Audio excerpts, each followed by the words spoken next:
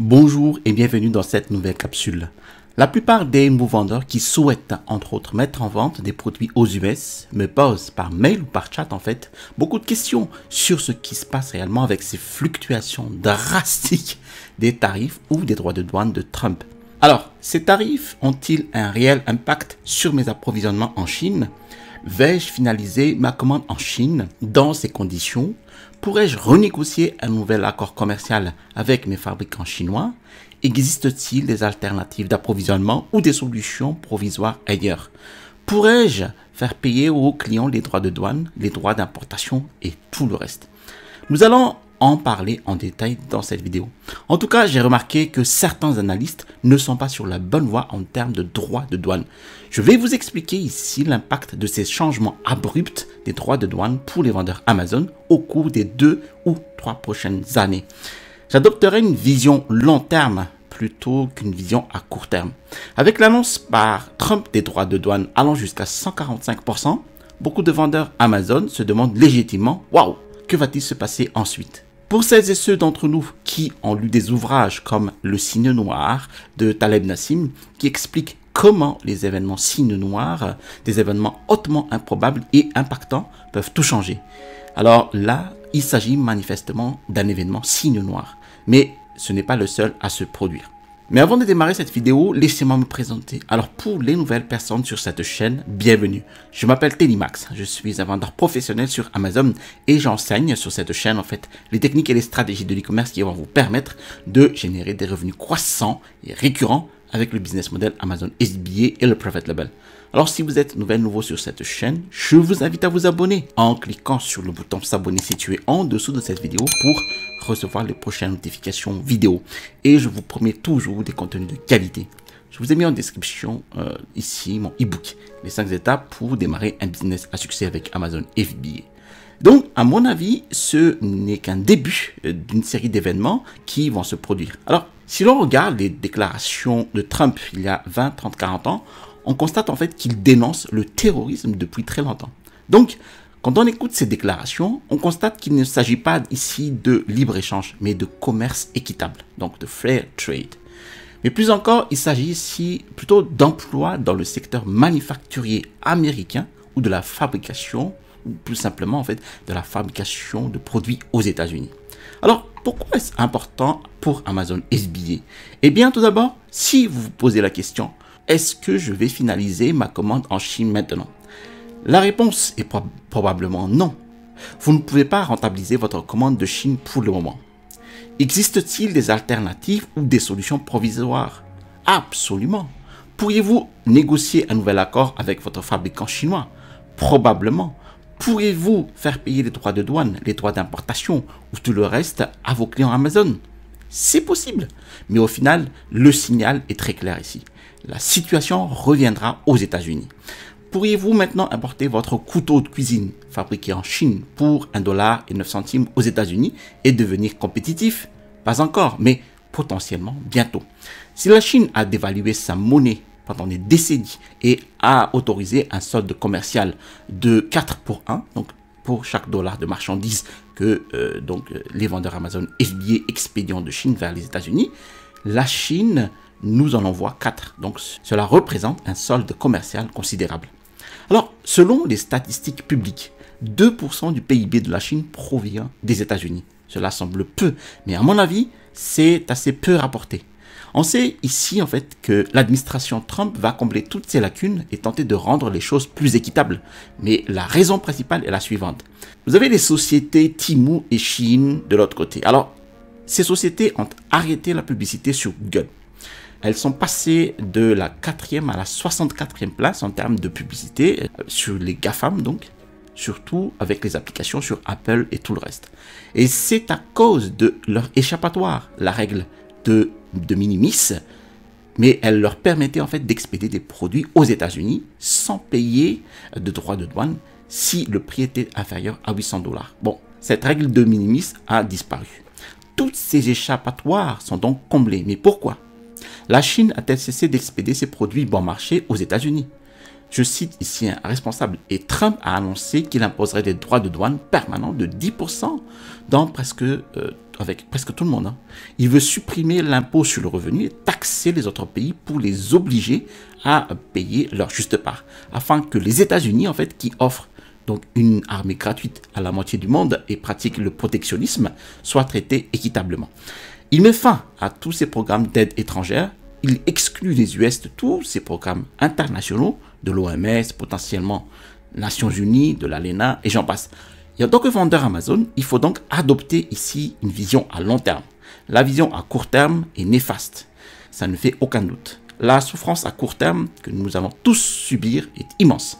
Et elle ne concerne pas uniquement la communauté des vendeurs Amazon. Les conséquences seront considérables, n'est-ce pas? Alors, on affirme donc que 15 millions de clandestins sont entrés aux États-Unis sous l'administration Biden et que Trump va tous les expulser.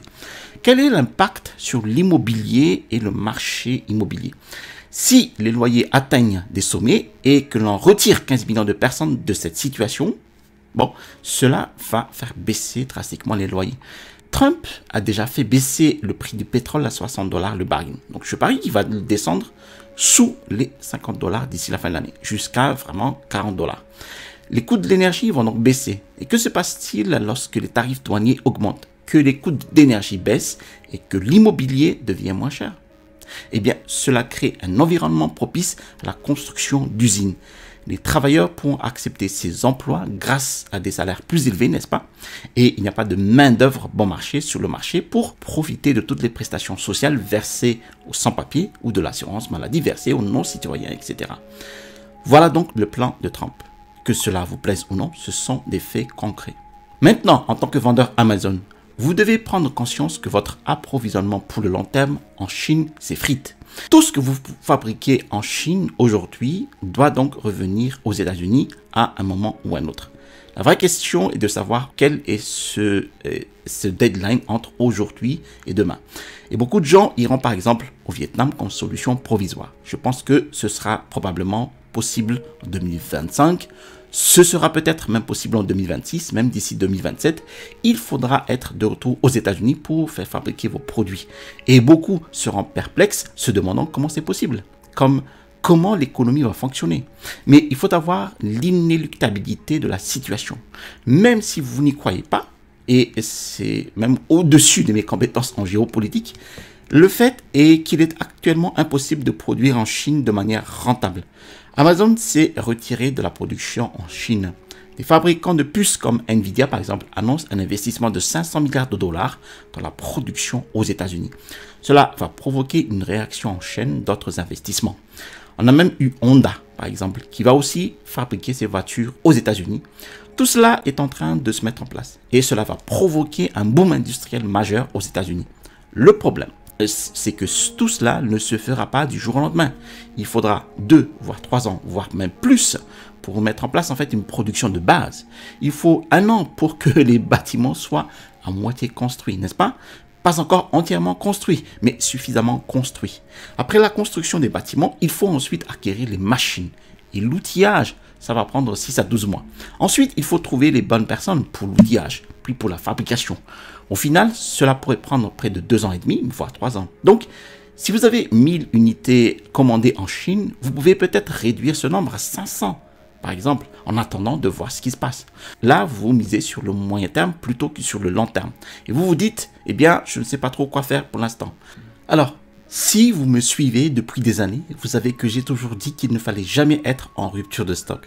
Eh bien, ce serait peut-être la première fois que vous m'entendez dire qu'il faudrait mieux être en rupture de stock que ruiner complètement ses marges bénéficiaires. Mais je dis aussi qu'il faut avoir une prévision de stock pour 6 mois à 1 an. J'ai dit que la gestion de la chaîne d'approvisionnement en flux tendu, c'est-à-dire la gestion d'approvisionnement de marchandises au moment exact où elles doivent être expédiées, eh bien j'ai dit que la gestion en flux tendu était vouée à l'échec. Et j'ai fait ce bilan 2 ans après mes premières ventes, c'est-à-dire en 2020. Donc pour celles et ceux qui m'écoutent, me suivent et appliquent mes suggestions, vous avez une longueur d'avance. Pour celles et ceux qui découvrent la chaîne, abonnez-vous et cliquez sur la cloche pour être averti dès la sortie d'une nouvelle vidéo, car ce genre d'analyse pourrait vous faire économiser des milliers de dollars à l'avenir. Mais pour l'instant, vous savez, si vous ne faites rien, vous aurez une longueur d'avance. Pourquoi je dis cela? Parce que la plupart des gens qui réagissent instinctivement et essaient de comprendre font plus d'erreurs que la moyenne. Ici, admettons que 100% des acteurs du marché se positionnent. Eh bien, parmi ces acteurs, 70% vont commettre une erreur et 30% prennent l'avantage. Nous avons ici des probabilités fiables. En tant qu'entrepreneur, donc, vous ne pouvez pas faire ces paris pour être dans les 30% et éviter les 70% pour le moment. Il serait préférable en fait de miser moins de 5%, c'est-à-dire de se retrouver en rupture de stock, perdre une partie de sa marge bénéficiaire à court terme ou de ses ventes. Laissez votre produit perdre un peu de son classement des ventes, ce qui n'est pas idéal, mais c'est une décision commerciale. Les décisions commerciales se prennent lorsque vous devez choisir entre deux options moins avantageuses, mais que vous essayez d'atténuer la pire des deux, n'est-ce pas? C'est donc comme le moindre mal. Première option, continuer à acheter des produits en Chine, mais payer des droits de douane innommables. Deuxième option, laisser le produit se retrouver en rupture de stock. Alors, entre ces deux options, laisser le produit se retrouver en rupture de stock semble un peu plus sûr. Mais entre une rupture de stock et, disons, une fabrication au Vietnam pour compenser une rupture de stock temporaire, eh bien, le Vietnam a l'air plutôt attractif en ce moment, mais ça prend encore beaucoup plus de temps pour s'acclimater, vous savez, à d'autres sources d'approvisionnement. Il faut obtenir des échantillons. Il faut vérifier les produits.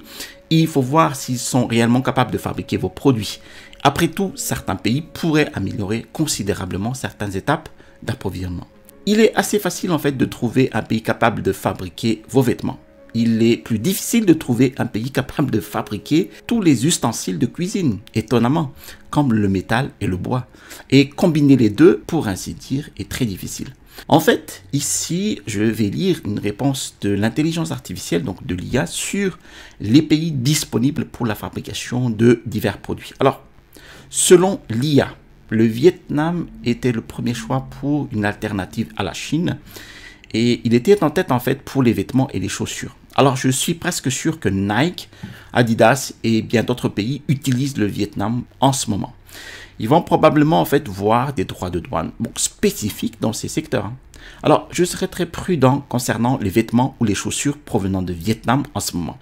Bon, les jouets électroniques et les meubles, en revanche, me semblent beaucoup plus sûrs que certains de ces alternatives. Donc, si vous envisagez l'une de ces catégories-là, l'habillement, les jouets, les meubles, eh bien, le Vietnam pourrait être une très bonne option. Alors, l'Inde a toujours été un pays phare du textile, vous savez, de la chaussure, de l'électronique, qui est également présente. Alors, les cultures vietnamiennes, en fait, et les cultures indiennes sont très différentes, mais les deux pays présentent des points communs majeurs. Alors, il existe probablement des avantages et des inconvénients majeurs qui justifient le choix de l'un ou plutôt que de l'autre. Le Mexique n'a pas d'usine de fabrication beaucoup moins chère que les États-Unis, surtout compte tenu des droits de douane et du risque de droits de douane futurs. Alors, personnellement, moi, je ne fabriquais rien au Mexique si j'étais vendeur Amazon, bon, aux États-Unis. J'attendrai ici de voir comment produire aux États-Unis, car je pense que pour l'automobile, eh bien, il y a énormément de production automobile aux États-Unis. Donc, il faut juste tenir bon et faire en sorte que ça marche. Alors, pour les dispositifs médicaux, bon, la situation est peut-être un peu différente, car il existe de fortes différences de marge dans cette catégorie et les protocoles de sécurité aux États-Unis. Alors, le Mexique pourrait s'en sortir avec beaucoup moins de protocoles de sécurité pour protéger ses marges. Alors, l'éthique est sujette à débat. Bon, l'aérospatial est très similaire en ce sens, mais l'électroménager, c'est probablement un sujet que je pourrais envisager d'approvisionner au Mexique. Mais encore une fois, je préférerais payer 15 à 20% de plus aux États-Unis qu'au Mexique, ce qui correspond à peu près à ce que j'ai constaté sur les devis de fabrication entre le Mexique et les États-Unis. Et si Trump impose des droits de douane de 25%, boum, cela ne fait qu'augmenter en fait les droits des États de 5 à 10%. Ensuite, la Malaisie, ce n'est probablement pas dans les radars de beaucoup de gens en ce moment. Bon, ici, on va trouver de l'électronique, les machines, l'automobile. Alors, ces catégories semblent revenir souvent dans les pays les plus recommandés. Ensuite, la Thaïlande. On y trouve également les secteurs automobiles, électroniques très similaires. Alors, pour tout ce qui touche à l'alimentation, je le ferai fabriquer sans hésiter aux États-Unis. Je ne le ferai nulle part ailleurs. Mais le textile fait son apparition ici. Donc, c'est un secteur que j'exporterai sans hésiter. Alors, personnellement, je me tournerai probablement vers l'Inde pour les textiles en ce moment. Mais si vous aimez vraiment le pad thai, par exemple, et que vous souhaitez visiter la Thaïlande, il vous faut une excuse. Alors, le textile pourrait être une bonne option là-bas. Ils sont plutôt bons en textile en Thaïlande. Donc, j'y ai goûté du riz gluant à la mangue et j'ai touché à des vêtements et des textiles plutôt bons.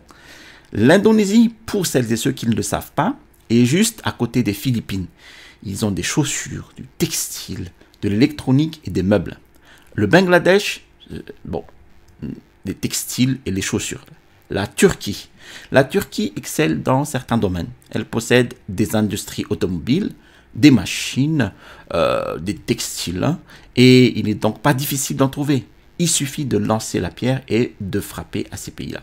Maintenant, les États-Unis sont censés être les meilleurs dans l'aérospatiale. Ils sont les leaders mondiaux. Les appareils médicaux comme le Mexique. L'automobile, les États-Unis en sont un producteur majeur et il va probablement devenir leader mondial dans les 2 prochaines années.